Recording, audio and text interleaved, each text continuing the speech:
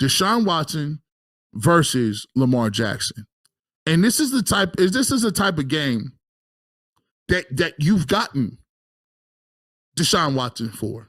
This is a game that you should expect Deshaun Watson to be the upgrade, so to speak. And the reason I got this titled Throw for Throw, because it's not going to be who wins this game with their legs. This game's going to come completely down to who can win with their arms. Who is going to be able to make the plays downfield once you scramble around. Deshaun Watson showed his ability to shrug off defensive tackles, stand strong, move around a little bit, find guys downfield to open plays up. Lamar Jackson is the most electric at doing it.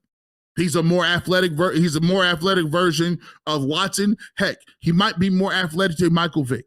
The guy is magical when it comes to extending plays, but we've seen that comes with his pitfalls. Ball on the ground, injuries coming out of the game because you've been dinged up and hit a lot, and missing chunk plays down the field if you do not have your eyes up looking for those big plays as the scramble drill happens. This game's going to come down to not who's going to make the most dazzling plays, who has the most rushing yards on the ground, who has the best looking scrambles. It's going to come down to throw versus throw. And this is where Deshaun Watson has the advantage. Lamar Jackson is a much improved thrower. Don't get it twisted. He can throw the football. He's not a just random quarterback running back there like it's Army or Navy. But Deshaun Watson, when you watch him play, as a matter of fact, G. Bush, don't tell him. Don't tell him.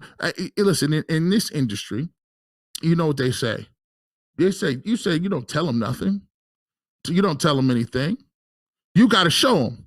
Where we at? Let me show you. I'm going to show you what Watson did so well. Who is this? No, that's Myles Garrett. Hold on. We're going to get it. Let me see. There you go. Let's go show you what Deshaun Watson is all about. This is the reason that the Browns have the example. The Browns have the advantage. Deshaun Watson versus the Titans. If he gives you anything like this against the Ravens, good night. Chalk it up. 27 to 33, 289, 2 touchdowns. And to be truthful, I talked to the guys at Pro Football Focus, and here's the crazy thing about it. If he wouldn't threw the ball backwards, that was actually a fumble, and they counted at it against him, his QBR rating would have been higher than that. His quarterback rating, his rating was already 120-something. So this is what I mean why the Browns have the advantage. They have the advantage because Deshaun Watson, when he's scrambling around, he's looking for the guys downfield. And you look at it, I had a blog out that was disrespecting it. And I asked Mary Kay on the Ultimate Cleveland Sports Show, and she doubled down on what I said. I said, listen, one of the guys that I think is truly a guy who's a guy who I think is underestimated, is undervalued, is not looked at as a guy who is a top-notch performer and somebody that I think is one of the best receivers that the Browns have had in their brief history back since 1999. And it's one Amari Cooper, and she doubled down on it. So I got to, when you get a guy like Amari Cooper, what you're able to do is you have a true number one receiver. And I think one of the things that you see and why Amari Cooper is still the number one receiver and why he has more targets and why he's more successful and why it seems he has more chemistry with Deshaun Watson is because he has a larger catch radius. He makes it easier. If Deshaun don't have to put it on him, Amari Cooper can catch it here. He can catch it here. He can catch it here. He can catch it here. He's everywhere with it. He's a precision route runner, and he has the catch radius. Sometimes people say, what's going on with Elijah Moore, and why can't Elijah Moore catch the football? What's going on with that relationship? And you tell people, ain't nothing going on with the relationship. Elijah Moore just has a smaller catch radius. He's a shorter receiver. The ball has to be on the money every time for him to catch. You saw the first couple games. If Deshaun Watson puts it about 6 inches a little this way, He keeps 2 feet in, and those are 10-yard gains. However, when you're a smaller receiver, don't have the elite leaping ability, don't have the crazy wingspan, it's just more room for air. It's less room for air.